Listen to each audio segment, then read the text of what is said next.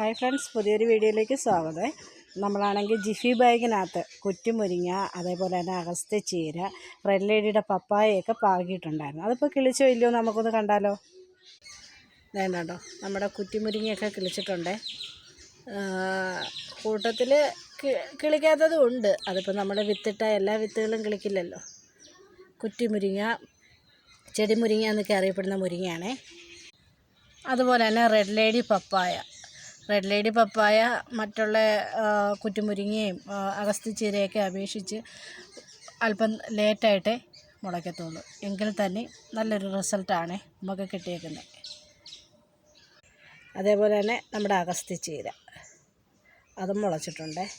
മുള പൊട്ടി വരുന്നുണ്ട്, മുളച്ച് കഴിഞ്ഞു. അങ്ങനെയൊക്കെ പല സ്റ്റേജിലേക്കും.